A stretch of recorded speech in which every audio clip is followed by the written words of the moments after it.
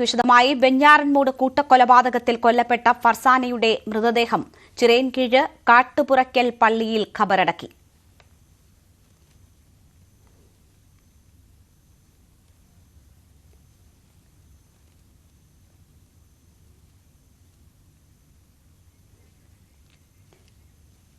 ലത്തീഫിന്റെയും ഷാഹിദയുടെയും Salwa ബീവിയുടെയും അനിയൻ അഫ്സാന്റെയും മൃതദേഹം പാങ്ങോട് ജുമാ മസ്ജിദിലാണ് ഖബറടക്കുക. ഗുരുതരമായി പരിക്കേറ്റ് ചികിത്സയിൽ കഴിയുന്ന അമ്മ ഷമിയുടെ ആരോഗ്യനിലയിൽ നേരിയ പുരോഗതിയുണ്ട് എന്ന് ഡോക്ടർമാർ അറിയിച്ചു. കട്ടിലിൽ നിന്ന് വീണ് പരിക്ക് പറ്റിയെന്നാണ് ഷമി ഡോക്ടറോട് പറഞ്ഞതെന്നാണ് വിവരം. മകന്റെ ഉൾപ്പെടെ കുടുംബത്തിൽ നടന്ന കൊലപാതക പരമ്പരകളൊന്നും തന്നെ ഷമി അറിഞ്ഞിട്ടില്ല. ഈ പശ്ചാത്തലത്തിലാണ് മകനെ രക്ഷിക്കാനുള്ള മൊഴി എന്നാണ് വിലയിരുത്തൽ. കൂട്ടക്കൊലപാതകം അന്വേഷിക്കാൻ 5 ഡിവൈഎസ്പിമാർ ഉൾപ്പെടുന്ന പ്രത്യേക അന്വേഷണ സംഘവും രൂപീകരിച്ചിട്ടുണ്ട്. വിവരങ്ങളുമായി ഞങ്ങളുടെ പ്രതിനിധികൾ ചേരുകയാണ്. ഷംനയാണ് ആദ്യം ചേരുന്നത്. ഷംന, ഇപ്പോൾ പെൺകുട്ടിയുടെ മൃതദേഹം സംസ്കരിച്ചു എന്ന വിവരം വരുന്നു. ഈ ഇളയ കുട്ടിയുടെ സംസ്കാര ചടങ്ങുകൾ അല്പസമയത്തിനകം നടക്കുമെന്നും വിവരമുണ്ട്. എന്താണ് അവിടെ നിന്നും ഏറ്റവും പുതുതായി കൂട്ടിച്ചേർക്കാൻ കഴിയുന്ന വിവരങ്ങൾ?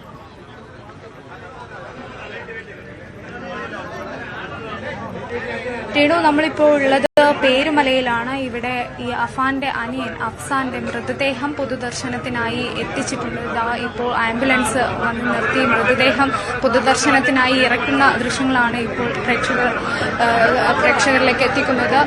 ഇവിടെ ഒരു നാടൊന്നാകെ ജാതിയോ മതമോ രാഷ്ട്രീയമോ ഒന്നുമില്ലാതെ ഒരു 13-കാരന്റെ മൃതദേഹം ഒന്ന് അവസാനമായി കാണാൻ, അവന് വേണ്ടി പ്രാർത്ഥിക്കാൻ ഒരു നാടൊന്നാകെ കാത്തു നിൽക്കുന്ന കാഴ്ചയാണ് ഇവിടെ ഉള്ളത്. അതിക്രൂരമായാണ് 13 വയസ്സുള്ള അഫ്സാൻ കൊല്ലപ്പെട്ടത്. അതിക്രൂരമായ കൊലപാതകം, അതൊരു സംശയവുമില്ലാതെ പറയാൻ കഴിയും. കാരണം ഈ ആംബുലൻസ് കയറ്റിയ ഡ്രൈവർ അടക്കം നമ്മുടെ പ്രതിനിധി രാൻകുര്യനോട് പറഞ്ഞിരുന്നു, കുട്ടിക്ക് ഒരു കണ്ണുണ്ടായിരുന്നില്ല. ചുറ്റി കൊണ്ട് തലക്കടിച്ച് ഒരു കണ്ണ് ഉള്ളിലേക്ക് പോയ അവസ്ഥയിലായിരുന്നു ഈ കുട്ടിയുടെ മൃതദേഹം ഉണ്ടായിരുന്നത്. അത്രയധികം ക്രൂരമായി കൊല ചെയ്യപ്പെട്ട ആ 13 വയസ്സുകാരന്റെ മൃതദേഹം ഇപ്പോൾ ഈ നാട്ടിൽ, അവൻ കളിച്ച് വളർന്ന ആ നാട്ടിൽ പൊതുദർശനത്തിന് വേണ്ടി എത്തിക്കുന്ന ദൃശ്യങ്ങളാണ്. അതിവൈകാരികമാണ്. അതിനപ്പുറം മറ്റൊന്നും നമുക്ക് പറയാനില്ല. കാരണം ഒരു 13 വയസ്സിൽ എപ്പോഴും ഈ ചേട്ടനും അനിയനും ഒന്നിച്ചായിരിക്കും ഭക്ഷണം കഴിക്കാൻ പോവാൻ, പള്ളിയിൽ പോവാൻ, എന്താവശ്യത്തിനും അനിയനെ ചേർത്ത് നിർത്തുന്ന, എപ്പോഴും ഒന്നിച്ച് കൊണ്ടുപോകുന്ന ഒരു ജ്യേഷ്ഠൻ, അയാൾക്ക് എങ്ങനെയാണ് ഇത്രയധികം ക്രൂരമായി ആ കുട്ടിയെ കൊല്ലാൻ സാധിച്ചത് എന്നത് ഇപ്പോഴും ഈ നാട്ടുകാർക്ക് മുന്നിലുള്ള വലിയ ചോദ്യമാണ്. അവരിപ്പോഴും അതിന് ഉത്തരം തേടുകയാണ്. ഒപ്പം തന്നെ ഈ ഉമ്മയെ അടക്കം അതിക്രൂരമായി കൊല്ലാൻ ശ്രമിക്കുന്നു. പക്ഷേ ഉമ്മ ഇപ്പോൾ ഗുരുതരാവസ്ഥയിൽ ആശുപത്രിയിലുണ്ട്. ഒപ്പം വാപ്പയുടെ ഉമ്മയെ, അതായത് പിതാവിന്റെ ഉമ്മ, ഒരു 88 വയസ്സുള്ള സൽമ ബീവിയെ കിലോമീറ്ററുകളോളം യാത്ര ചെയ്ത് അവിടെ പോയി വെട്ടിക്കൊല്ലുന്നു. സ്നേഹിച്ച പെൺകുട്ടിയെ, തന്റെ കൂടെ വിശ്വസിച്ചിറങ്ങി വന്ന പെൺകുട്ടിയെ കൊല്ലുന്നു. പിതാവിന്റെ ജ്യേഷ്ഠന്റെ ഭാര്യയെയും കൊല്ലുന്നു.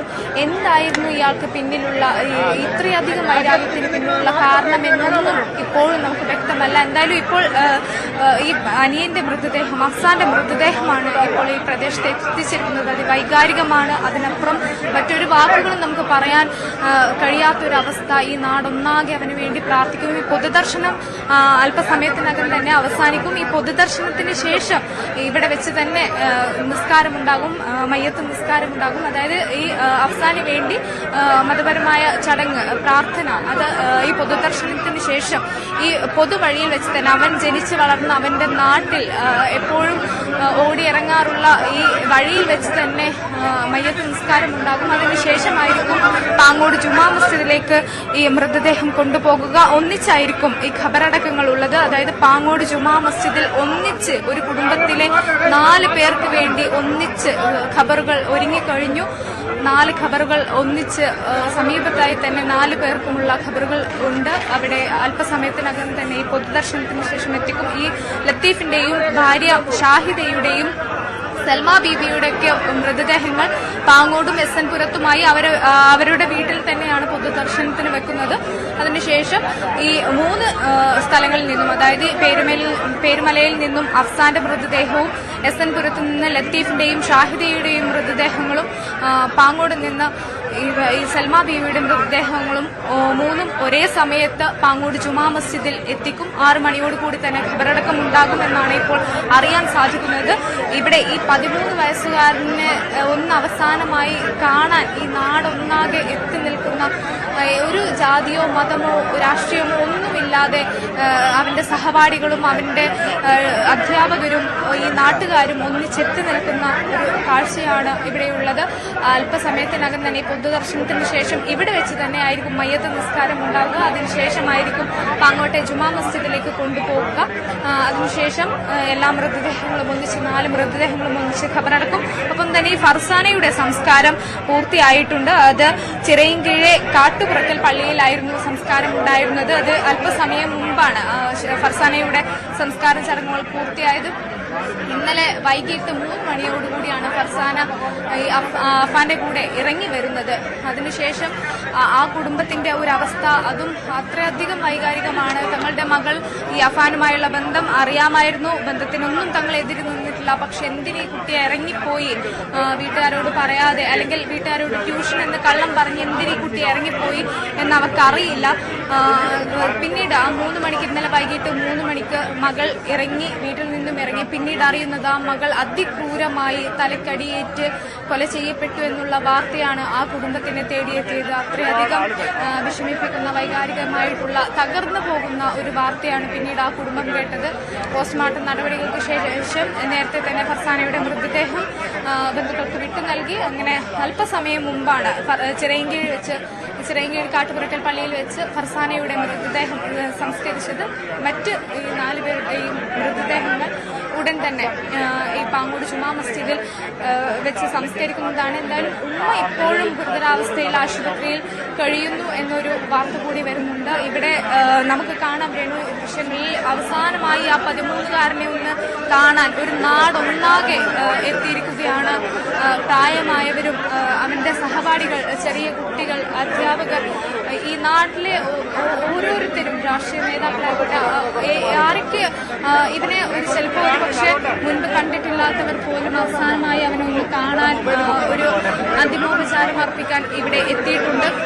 വളരെയധികം വൈകാരികമായ ഒരു കാഴ്ച തന്നെയാണ്.